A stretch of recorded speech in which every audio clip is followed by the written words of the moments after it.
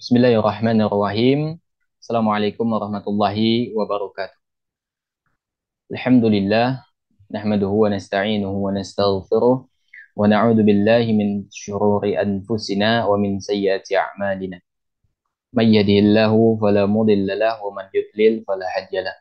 Wa asyhadu an la ilaha illallah wa la syarika lah wa asyhadu anna Muhammadan 'abduhu wa rasuluh. Ya ayyuhalladzina amanu taqullaha haqqa tuqatih wa la tamutunna illa wa antum muslimun.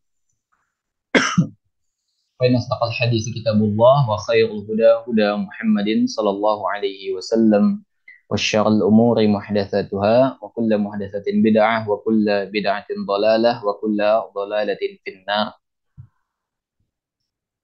Hadirin yang Allah muliakan, para jamaah dimanapun berada, Alhamdulillah, segala puji bagi Allah Jalla Jalaluhu Rabbul Alamin. Karena Allah Jalla Jalaluhu masih memberikan kepada kita kesempatan untuk kembali bertemu, meskipun bertemunya secara online ya. Kita bermohon kepada Allah Subhanahu wa taala semoga Allah menambahkan taufik dan hidayahnya kepada kita untuk mengamalkan ilmu yang telah kita pelajari pada waktu-waktu sebelumnya. Kemudian salam taslim semoga selalu tersampaikan kepada Nabi besar Nabi Muhammad sallallahu alaihi wasallam. Allahumma shalli wa sallim mubarik alaihi. Semoga kita termasuk hamba yang istiqamah di atas sunnahnya Nabi sallallahu alaihi wasallam.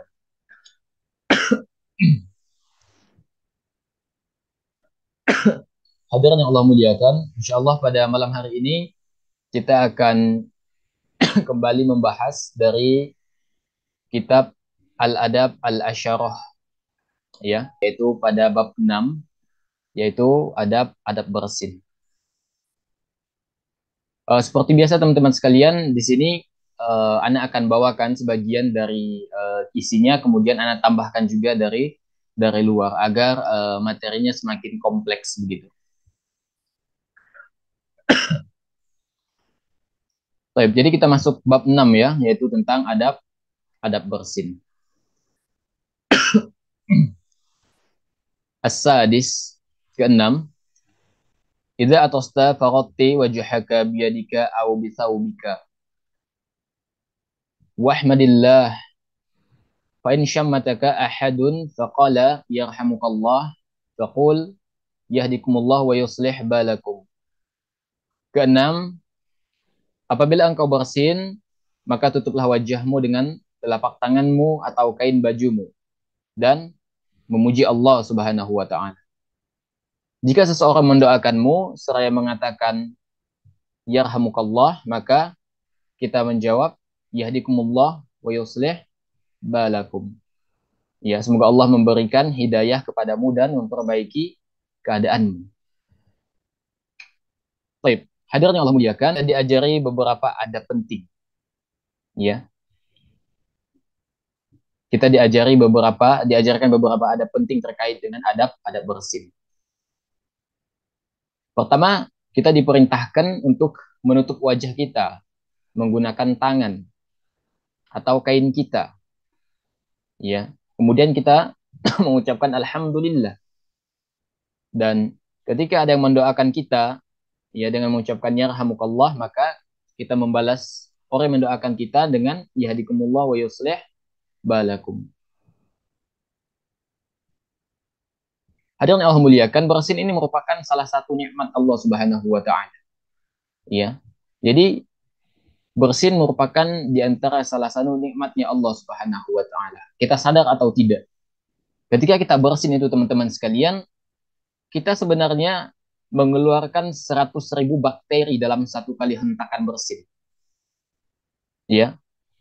Dan disebutkan juga ini ya bahwa ketika kita bersin itu kecepatannya sama dengan 160 km per jam. Ini luar biasa teman-teman sekalian. Kecepatan hentakan bersin itu setara dengan 160 km per jam. Dan ketika kita bersin teman-teman sekalian, maka kita mengeluarkan 100.000 bakteri dalam sekali hentakan.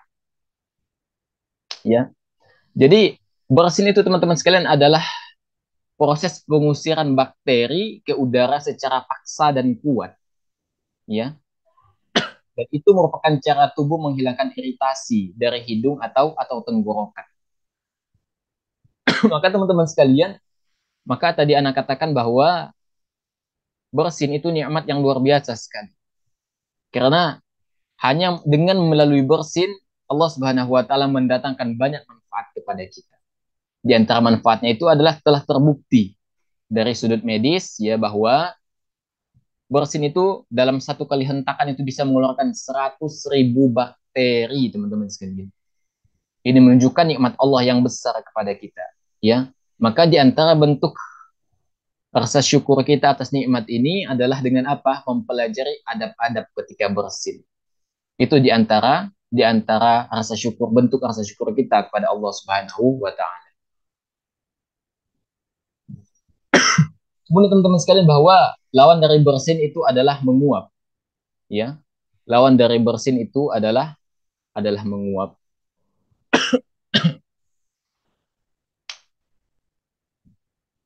Dan seperti yang kita ketahui teman-teman sekalian, bersin itu adalah proses ya keluarnya udara dengan keras melalui dua jalur, baik itu melalui jalur hidung atau melalui mulut.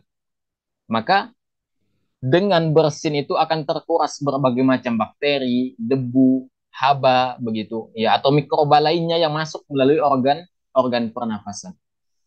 Maka secara tabiat teman-teman sekalian, bersin itu datang dari Allah Subhanahu wa taala yang Maha Pengasih dan Maha Penyayang.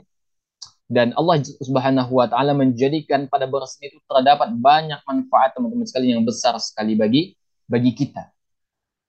Sedangkan lawan dari bersin itu teman-teman sekalian adalah menguap. Dan menguap itu datangnya dari syaitan. Insyaallah pada pembahasan selanjutnya akan kita bahas tentang adab-adab menguap.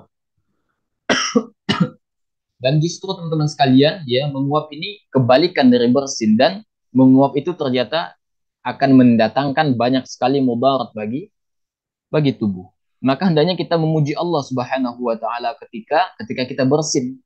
Ya, memuji Allah ketika kita bersin dan kita berlindung kepada Allah Subhanahu wa taala dari menguap.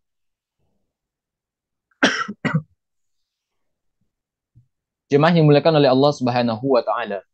Pada bab bersin ini teman-teman sekalian kita akan membahas beberapa hal. Yang pertama adalah apa yang dilakukan saat kita bersin, kemudian apa yang dibaca saat bersin, kemudian yang pembahasan ketiga apa yang diucapkan saat mendengar orang lain bersin. Dan yang keempat adalah apa jawaban orang yang bersin saat mendengarkan orang mendoakan baginya. Jadi di sini kita akan terbagi pada empat bagian. Allah Subhanahu wa taala itu mencintai bersin dan membenci menguap. Membenci menguap. Ya. An Abi Hurairah radhiyallahu anhu anna Nabiy sallallahu alaihi wasallam qala inna Allah yuhibbul utasa wa yakrahu at-tasa'ub fa idza atasa ahadukum wa hamidallahu ta'ala kana haqqan ala kulli muslimin sami'ahu ay yaqula lahu yarhamukallah wa amma at-tasawuba fa innama huwa minasyaitan fa iza tasa'aba ahadukum falyaruddahu mastata fa inna ahadukum iza tasa'aba dhahika minhu syaitan rawahul Bukhari. Dari Abu Hurairah radhiyallahu an Nabi sallallahu bersabda, sesungguhnya Allah Subhanahu wa taala itu menyukai bersin dan membenci menguap. Maka kata Nabi sallallahu apabila salah seorang di antara kalian bersin dan memuji Allah, maka wajib bagi setiap muslim yang mendengarnya untuk mengucapkan yarhamukallah. Apa itu? Yaitu semoga Allah merahmatimu. Adapun menguap kata Nabi sallallahu maka itu adalah dari syaitan. Apabila salah seorang dari kalian menguap, hendaklah ia menahannya semampu mungkin. Karena jika salah seorang di antara kalian menguap, maka syaitan tertawa kerenahnya. Hadis ini diriwayatkan oleh Al-Bukhari. Hadirin yang dimuliakan oleh Allah Subhanahu wa taala, di sini ada beberapa faidah. Yang pertama, bahwa setiap yang mendengar orang bersin dan memuji Allah. Jadi ketika orang bersin kemudian mengucapkan alhamdulillah, maka hendaknya mengucapkan hendaknya kita yang mendengar orang yang mengucapkan alhamdulillah, maka kita wajib mengucapkan yarhamukallah, dan ini hukumnya fardu ain, ya, menurut Syekh Salim bin Eid Al-Hilali, ya. Jadi yang pertama bahwa ketika kita mendengar orang lain bersin, kemudian dia mengucapkan alhamdulillah, maka wajib kita menjawabnya dengan yarhamukallah, yang mendoakannya, ya, mendoakannya dengan yarhamukallah. Kemudian faidah kedua, ya, bahwasanya mengucapkan yarhamukallah itu teman-teman sekalian berlaku jika mendengar orang bersin dan terdengar setelah dia bersin mengucapkan alhamdulillah, ya.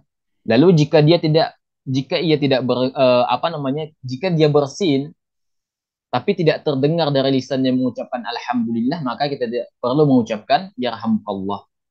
Jadi kita wajib mengucapkan yang yarhamukallah apabila terdengar dari lisannya alhamdulillah. Kemudian faedah ketiga teman-teman sekalian, bahwa syaitan itu menguasai manusia ketika ia menguap, ya. Maka di antara dampak yang ditimbulkan adalah akhirnya ia akan malas dalam ibadah dan tidak semangat. Kemudian faedah keempat teman-teman sekalian, bahwa Allah itu memiliki sifat mahabbah, al-mahabbah, ya, dan memiliki sifat al-karah atau sifat benci. Kemudian yang kelima, faedah kelima, bahwa Allah Subhanahu wa taala itu menyukai bersin dan membenci menguap. Kemudian faedah keenam, disunnahkan bersegera mengucapkannya rahmukallah ketika mendengar orang yang bersin mengucapkan alhamdulillah.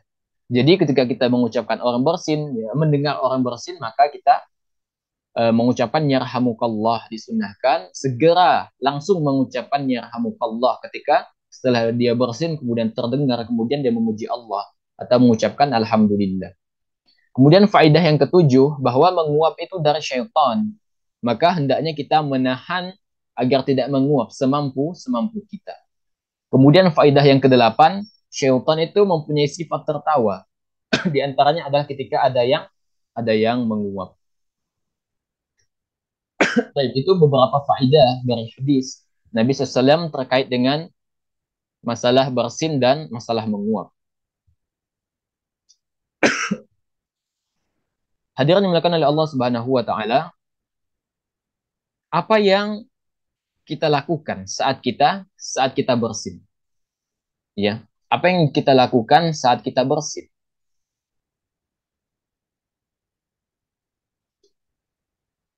Hadirin dimuliakan oleh Allah Subhanahu wa taala, tadi di awal-awal sudah kita jelaskan bahwa ketika kita bersin, maka hendaknya kita menutup wajah kita, ya, yaitu menutup hidung dan mulut kita dengan tangan. Tujuannya apa? Agar cairan yang keluar dari mulut kita atau dari hidung kita itu tidak menyebar kemana-mana, ya.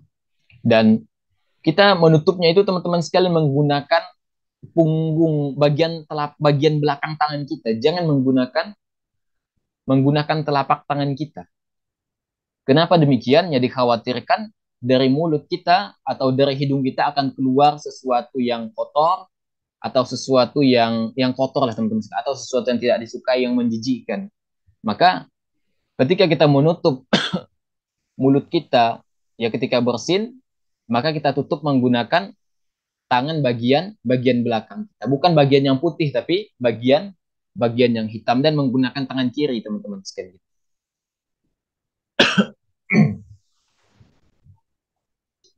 Ya, kenapa kita harus menggunakan, Anda tegas sekali lagi, menggunakan tangan kiri, kemudian menggunakan bagian tangan belakang saat kita bersin menutupnya? Karena ketika kita bersin itu keluar ingus atau air ludah, ya. Sedangkan dua hal ini adalah sesuatu yang menjijikan, meskipun ya tidak dipandang najis dari segi syariat, ya. Namun dia tergolong menjijikan, sesuatu yang menjijikan teman-teman sekalian. Sehingga ketika kita bersin, maka kita tutup menggunakan tangan kiri dan menggunakan bagian tangan bagian yang hitam, ya. Dan di antara faedah lainnya, bahwa tangan kanan ini adalah digunakan untuk kebaikan atau sesuatu yang bersih begitu. Sehingga ketika kita mengeluarkan sesuatu yang kotor, maka disyariatkan bagi kita menggunakan tangan kiri, dan itulah memang fungsi tangan kiri. Tangan kiri teman-teman sekalian itu berkaitan dengan perkara yang kotor atau perkara yang atau masalah kita apa namanya istinja begitu. Itu kalau fungsi tangan kiri atau tangan kanan itu fungsinya adalah untuk nilai-nilai kebaikan atau sesuatu yang mulia. Jadi bedakan antara fungsi tangan kiri dan fungsi tangan kanan. Dalam masalah bersin juga maka kita menutupnya. Jika kita menutupnya menggunakan tangan, maka kita tutup menggunakan tangan kiri, yaitu menggunakan bagian bagian atasnya, bukan bagian yang putih.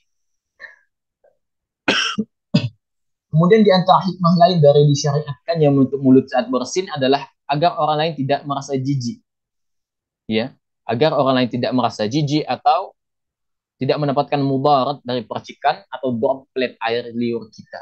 Karena saat kita bersin, sudah Anda jelaskan di awal, kita mengeluarkan 100.000 bakteri teman-teman sekalian. Oleh karena itu, ya, maka ketika kita menutup mulut kita saat bersin, maka kita menutup jalan mudarat.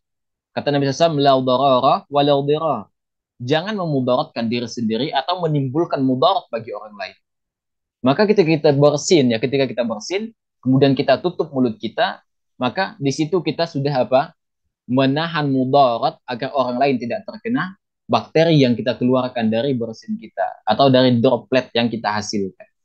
Itu di antara hikmah kenapa kita disyariatkan menutup mulut saat kita bersin selain menjaga agar sesuatu yang menjijikan menyebar kemana-mana dan agar orang lain tidak merasa jijik.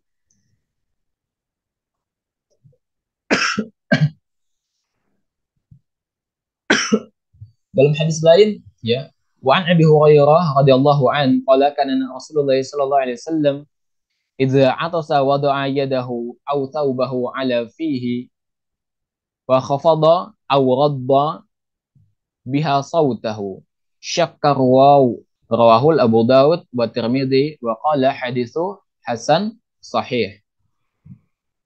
Dari Abu Hurairah radhiyallahu anhu yang menjelaskan apabila Rasulullah Shallallahu Alaihi Wasallam bersin, maka beliau meletakkan tangannya atau pakaiannya pada mulutnya dan merendahkan atau menundukkan suaranya. Perawi hadis ragu-ragu di antara keduanya. Hadis ini diriwayatkan oleh Abu Dawud, ya, Tirmidzi, bahwa dan ia mengatakan hadis ini hasan sahih. Jadi Nabi SAW itu ketika bersin teman-teman sekalian, beliau meletakkan tangan beliau atau pakaiannya pada mulutnya. Atau meletakkan apa kalau bahasa kita? Kita perluas itu seperti sapu tangan atau memang melalui lengan baju begitu, ya. Beliau SAW melakukan hal tersebut, menutup mulut beliau dan merendahkan atau menundukkan suaranya. Jadi ketika bersin itu teman-teman sekalian, maka di antara yang dicontohkan oleh Nabi SAW adalah Nabi SAW tidak meninggikan suaranya saat bersin. Dan sebagian dari kita mungkin ya kita lihat teman-teman sekalian ketika bersinnya dia meninggikan suaranya. Sehingga kadangkala ya ketika bersin dengan meninggikan suaranya orang di sekitarnya menjadi terkejut begitu. Ya. Maka ini penting bagi kita untuk memperhatikan bagaimana adab Nabi SAW ketika bersin. Bahwa Nabi SAW selain menutup mulut beliau, beliau itu merendahkan suara beliau ketika bersin.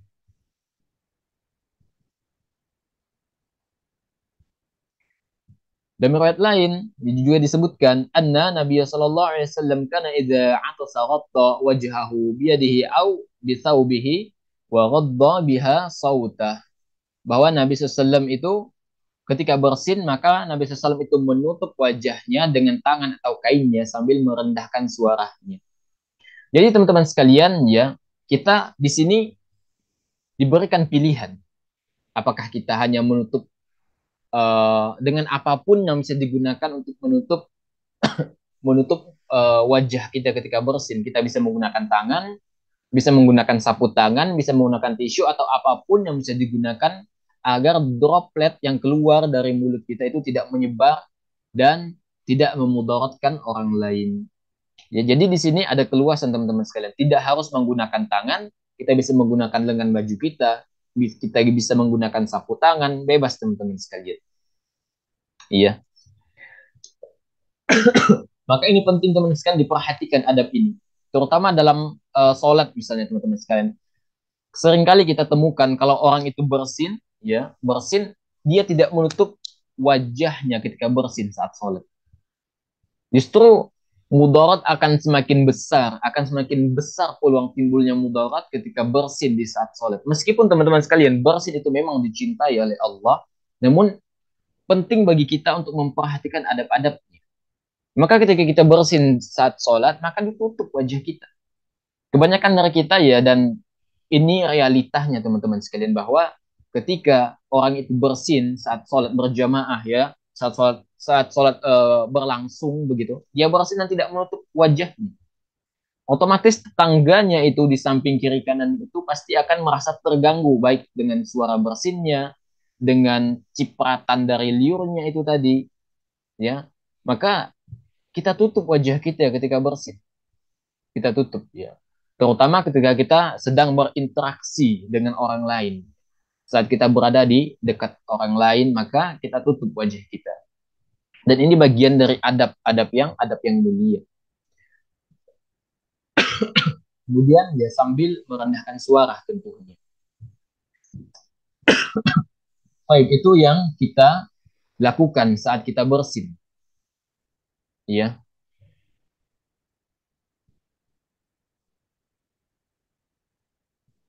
Kemudian teman-teman sekalian, apa yang kita baca saat kita bersin atau yang diucapkan saat kita bersin.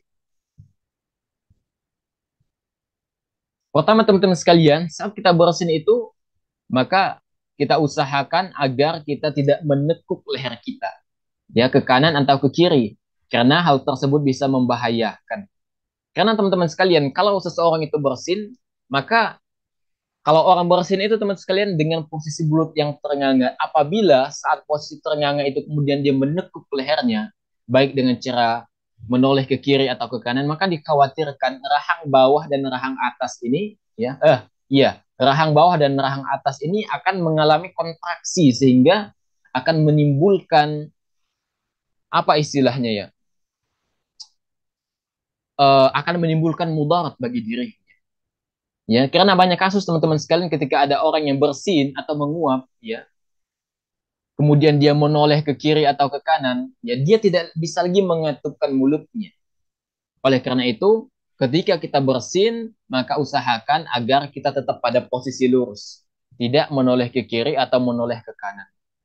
Bagaimana kalau kita menghindari orang yang di depan kita agar tidak terkena droplet, atau samping kiri kanan kita tidak terkena droplet dari bersin kita, maka itu kita sudah Anda jelaskan tadi, itu dengan cara menutup, ya, dengan menutup wajah kita.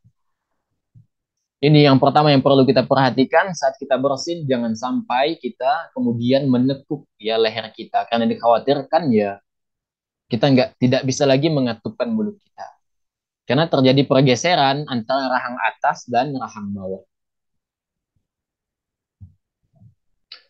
Kemudian bagi orang yang bersin itu dianjurkan mengucapkan alhamdulillah sesudah ia bersin, ya. Dan tidak disyariatkan kepada orang yang di sekitarnya untuk serta-merta mengucapkan pujian kepada Allah atau menjawabnya ketika mendengar mendengar ada orang bersin. Maksudnya apa? Maksudnya ketika seseorang itu bersin, maka dia langsung mengucapkan alhamdulillah. Dan kita tidak disyariatkan mengucapkan yarhamukallah sebelum keluar dari lisannya kalimat alhamdulillah. Dan ini ya telah tertuang dalam sunnahnya Nabi Shallallahu Alaihi Wasallam. Ya,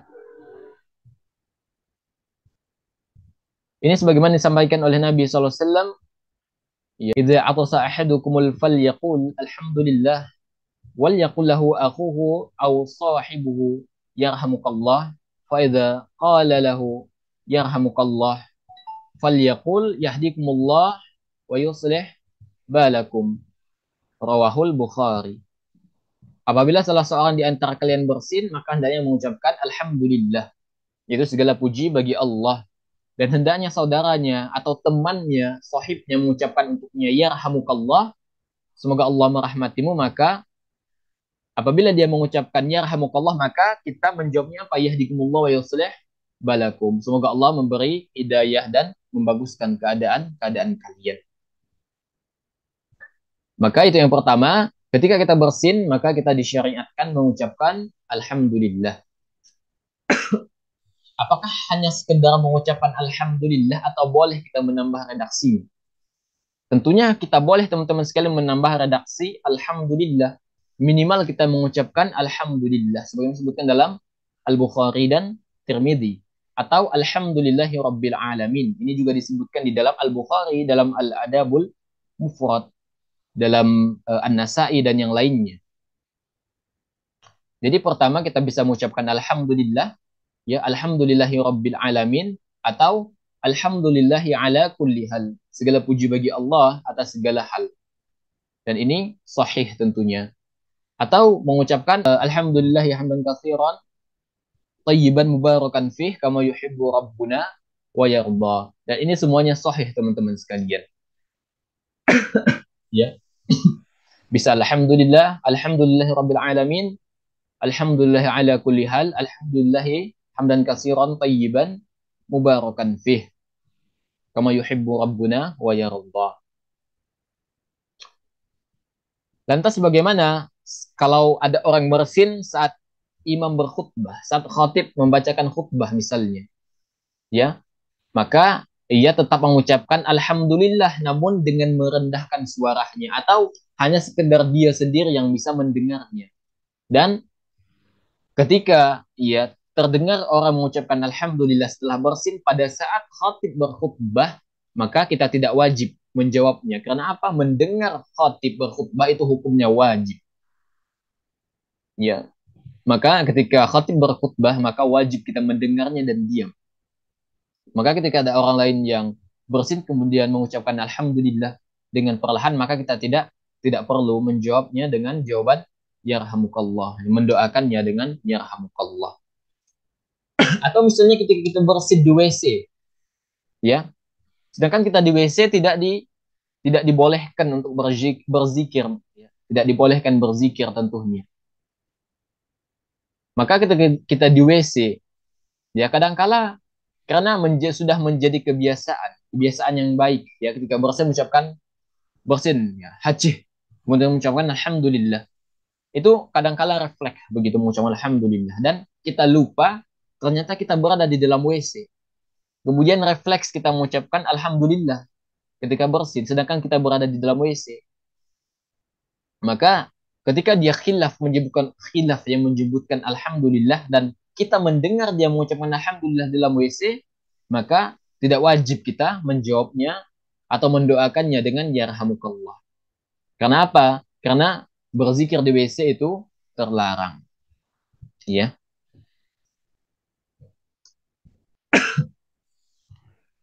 Jadi teman-teman sekalian, ya ketika kita bersin maka kita bisa mengucapkan beberapa ya pujian seperti alhamdulillah, alhamdulillah rabbil alamin, alhamdulillah ala kulli hal, alhamdulillah hamdan katsiran thayyiban mubarakan fi kama yuhibbu rabbuna wa yarda.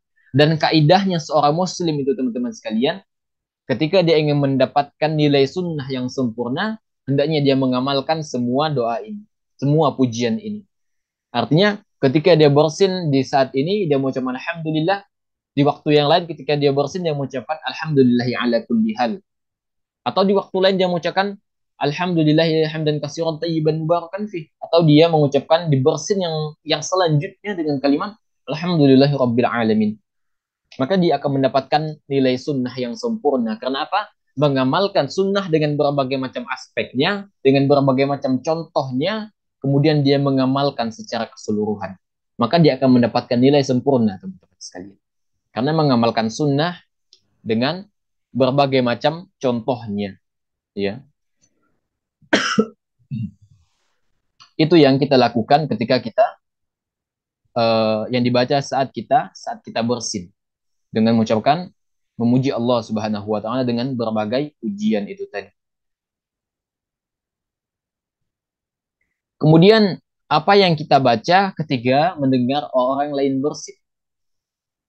Ya, Anda bacakan lagi hadisnya, ya. Idza atasa ahadukum falyaqul alhamdulillah walyaqul lahu akhuhu aw sahibu yarhamukallah. Fa idza qala lahu yarhamukallah falyaqul yahdikumullah wa yuslih balakum.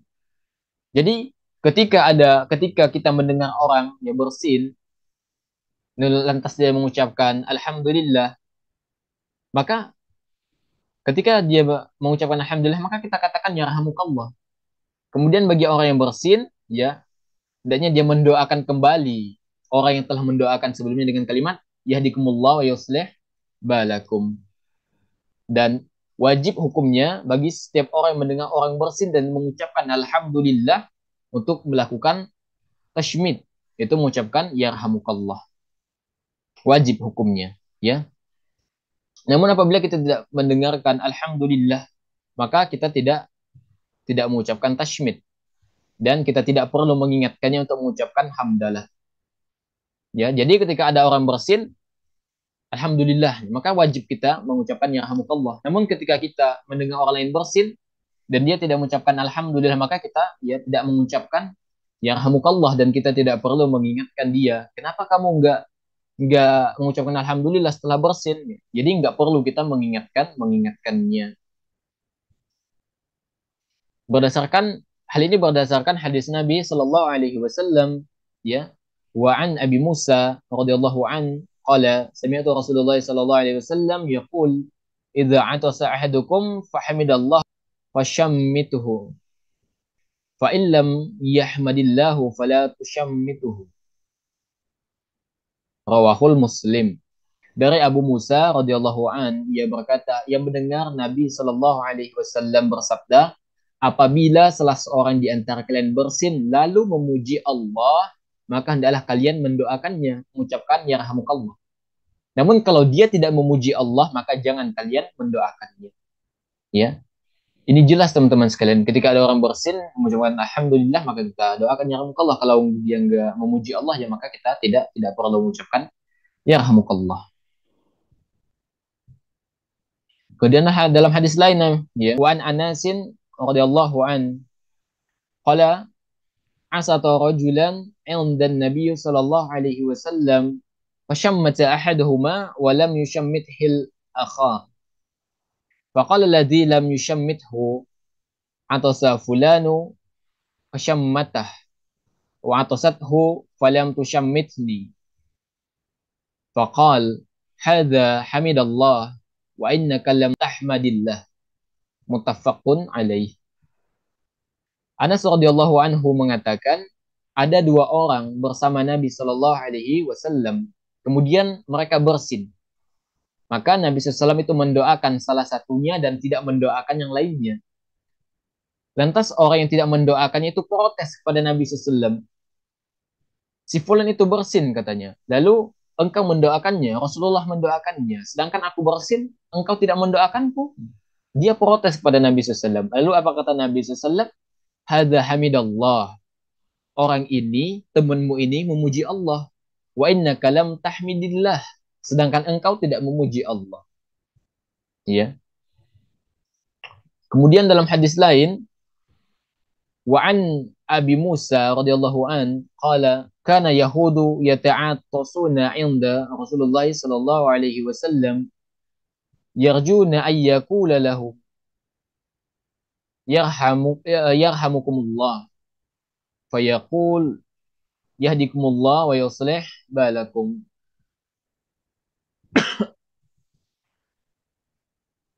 Dari Abu Musa radhiyallahu anhu yang mengatakan, orang Yahudi ini biasa berpura-pura bersin di hadapan Rasul sallallahu alaihi wasallam agar beliau mendoakan kepada mereka yarhamukallah.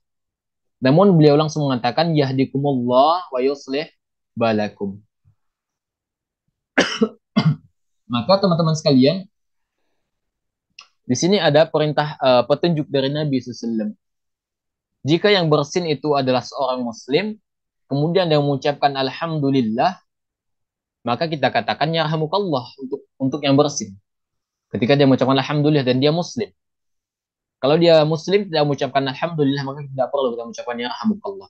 Namun jika dia adalah orang kafir, misalnya dia bersin, kemudian menjadi sebuah kebiasaan teman-teman sekalian, ketika orang kafir pada umumnya itu mereka memiliki kecenderungan untuk mengikuti lingkungannya. Karena mereka terbiasa bergaul dengan muslim, ya dengan muslim sehingga dia terbawa-bawa dalam kehidupannya nilai-nilai keislaman. Misalnya dia mengucapkan subhanallah, dia mengucapkan masya Allah, dia mengucapkan insya Allah, itu sudah umum teman-teman sekalian. Karena itu pengaruh dari pergaulan. Dan tak jarang juga ya misalnya mereka setelah berhasil mengucapkan tiba-tiba alhamdulillah. Karena ikut-ikutan teman-teman sekalian, ikut-ikutan. Jika demikian, maka kita tidak perlu mengucapkan yarhamukallah kepada mereka. Tapi langsung mengatakan yahdikumullah wa yuslih balakum. Jadi itu bedanya teman-teman sekalian. Kalau seorang muslim kemudian dia mengucapkan alhamdulillah, maka kita ucapkan yarhamukallah, kemudian dia balas yahdikumullah wa yuslih balakum. Kalau enggak alhamdulillah ya enggak perlu. Tapi kalau dia orang kafir, kemudian dia memuji Allah Azza wa Jal, maka kita mengatakan yahdikumullah wa yuslih balakum. Kita tidak mengucapkan ya rahmukallah tapi mengucapkan yahdikumullah wa yuslih balakum. Dan ini unik teman-teman sekalian, orang Yahudi ini terbiasa berpura-pura bersin di hadapan Nabi SAW ya agar apa? Mendapatkan doanya Nabi SAW. Ya, karena kalau kita belajar di sirah ya, sejujurnya mereka itu mengakui kerasulan ya, mengakui kenabian Rasul SAW. Mereka mengakui, bahkan mereka menantikan kedatangan Rasul SAW. Namun karena kesombongan mereka, karena Nabi terakhir tidak diutus dari kalangan mereka, dari orang Yahudi, sehingga mereka sombong, tidak menerima kebenaran. Karena sombong itu ada dua, teman-teman sekalian. Sombong itu ada dua, kata Nabi SAW. Ya, itu meremehkan orang lain dan menolak kebenaran. Mereka melakukan diantaranya yaitu apa? Menolak kebenaran. Ya, sehingga mereka berpura-pura ya bersin di hadapan Nabi SAW ya agar beliau mendoakan mereka ya rahmukallah semoga Allah merahmatimu karena doa Nabi SAW itu makbul sehingga mereka ingin ya Nabi SAW mendoakan mereka sehingga ya mereka berupaya bagaimana Nabi SAW itu bisa mendoakan mereka.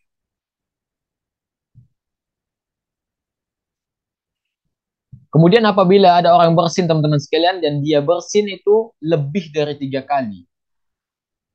Artinya ketika dia bersin misalnya begini, haji, haji, haji. Dia bersin lebih dari 3 kali dan bersin masuk pada bersin yang keempat, maka kita tidak perlu mengucapkan yarhamukallah untuknya. Tapi ketika dia bersin 3 kali bersin kemudian mengucapkan alhamdulillah, maka kita tetap menjawabnya. Tapi kalau lebih dari 3 kali, maka kita tidak mengucapkan yarhamukallah kepada mereka. Misalnya dia lebih dari 3 kali. 4 kali, 5 kali, berapapun itu, ya. Kalau di bawah 3 kali, maksimal 3 kali, kita tetap yarhamukallah, ya, doakan mereka. Tapi kalau di atas 3 kali, maka kita tidak mendoakan mereka. Hal ini berdasarkan hadis Nabi SAW. Idza atasa ahadukum falyushammithu jalisuh. Wa in zada ala thalathin fahuwa mazkumu wa la tushammit ba'da thalathi marwat. Apabila salah seorang di antara kalian bersin, kata Nabi SAW,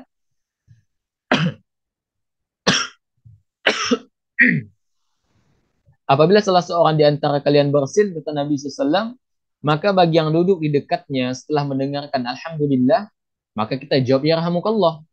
Namun jika dia bersin lebih dari 3 kali, kata Nabi SAW, ya, maka ia berarti terkena flu dan jangan engkau beri jawaban ya rahamukallah setelah dia bersin tiga kali. Kenapa? Ketika dia bersin ya lebih dari 3 kali kata Nabi SAW, maka itu mengindikasikan dia mulai terserang flu sehingga kita tidak perlu mengucapkan yarhamukallah semoga Allah merahmatimu begitu ya. Kemudian teman-teman sekalian, apa jawaban yang bersin saat mendengarkan orang lain mendoakan baginya? Maksudnya apa? Ketika bersin teman-teman sekalian ya kita mengucapkan alhamdulillah maka refleks orang lain mengucapkan yarhamukallah dan kita mendengarkannya. Maka apa respon kita ketika mendengar orang lain mengucapkan yarhamukallah kepada kita? Ya, maka di antaranya yaitu yahdikumullahu wa yuslih balakum. Sebagaimana yang sahih ya dari Nabi SAW ya, Anda bacakan lagi hadisnya. Ya, idza atasa ahadukum falyaqul alhamdulillah wal yaqul lahu akhuhu aw sahibuhu yarhamukallah. Wa idza qala lahu yarhamukallah falyaqul yahdikumullah wa yuslih balakum. Maka ketika orang lain mengucapkan yarhamukallah kepada kita, maka kita balas dengan yahdikumullah wa yuslih balakum. Namun teman-teman sekalian, ada beberapa asar yang diriwayatkan dari para sahabat yang menunjukkan bahwa tujuan Islam mensyariatkan kita mendoakan orang yang mendoakan kita yarhamukallah itu tadi adalah bisa atau boleh dengan lafaz apapun. Yang penting doanya adalah kebaikan. Maka ketika ada orang lain yang mengucapkan yarhamukallah kepada kita, maka jawaban kita tidak mesti yahdikumullah wa yuslih balakum. Karena sebagaimana yang sahih dari Ibnu Umar, beliau bukan mengucapkan yahdikumullah wa yuslih balakum, tapi beliau mengatakan apa? Yarhamunallahu wa iyyakum wa yaghfiru lana wa lakum. Dan ini diriwayatkan oleh Imam Malik dalam Al-Muwatta, ya. Dan ini adalah sanad yang paling sahih tentunya. Jadi Ibnu Umar di sini, ya, tidak mengucapkan yahdikumullah wa yuslih balakum ketika mendengarkan orang lain mendoakan yarhamukallah, tapi beliau malah mengatakan yarhamunallahu wa iyyakum wa yaghfiru lana wa lakum. Kemudian dari juga sahih dari Ibnu Abbas, ya. Dari Ibnu Abbas itu beliau malah mengatakan afanallahu wa iyyakum minan nar yarhamukumullah. Ya. Afanallahu wa iyyakum afanallahu wa iyyakum minan nar yarhamukumullah. Jadi dua doa ini teman-teman sekalian, ya, dari baik itu dari Ibnu Umar, ya. Ibnu Umar itu anak Umar bin Khattab, ya, Abdullah bin Umar, dan Ibnu Abbas radhiyallahu anhum, ya. Ini diucapkan pengganti yahdikumullah wa yuslih balakum. Ini mengindikasikan bahwa ucapan yahdikumullah wa yuslih balakum itu tidak mesti. Itu tidak mesti, ya. Maka tujuan dari asar-asar ini dan sejenisnya ini adalah agar terwujudnya doa, ya, terwujudnya mendoakan di keadaan ini. Artinya kita bisa mendoakannya dengan lafaz apapun. Tidak mesti yahdikumullah wa yuslih balakum. Namun yang utama tentunya adalah yahdikumullah wa yuslih balakum. Kenapa?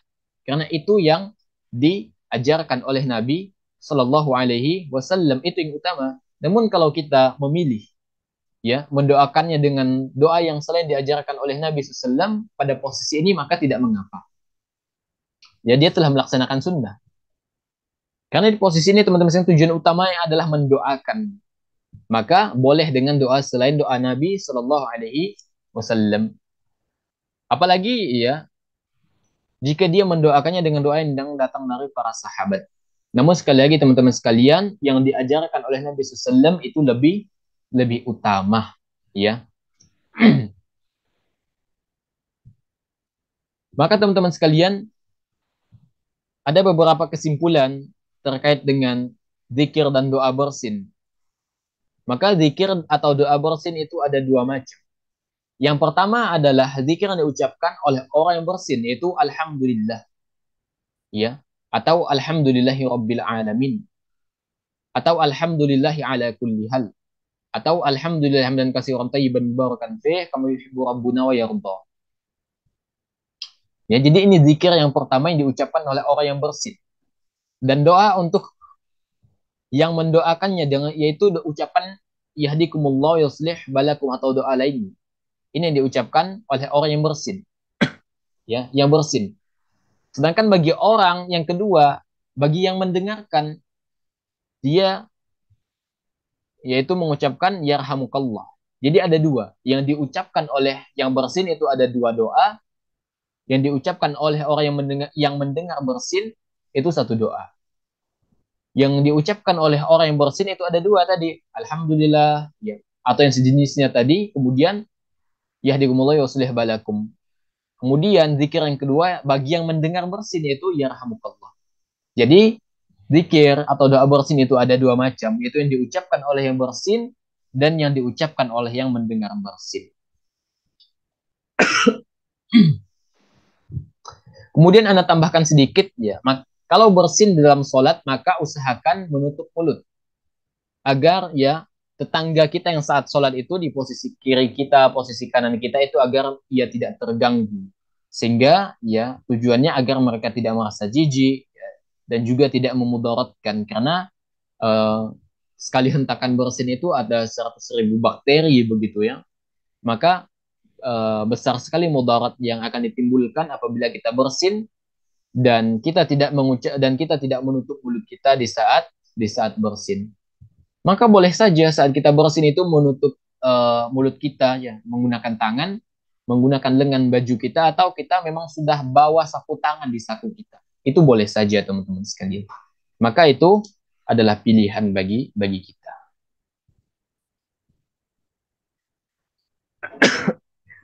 Baik, demikian materi bab 6 yang kita bahas ini dari kitab Al-Adab Al-Asyarah yaitu tentang adab bersin. Semoga Allah Subhanahu wa taala memberikan kefahaman kepada kita dan memberikan taufik kepada kita untuk mengamalkannya di dalam kehidupan sehari-hari sehingga dari setiap aktivitas yang kita lakukan setiap waktu, setiap detik itu bisa menghasilkan pahala yang dengan itu kemudian bisa mendatangkan ridhonya Allah Subhanahu wa taala. Yang benar datangnya dari Allah, yang keliru datangnya dari anak pribadi. Subhanakallahumma bihamdika asyhadu an la ilaha illa anta astaghfiruka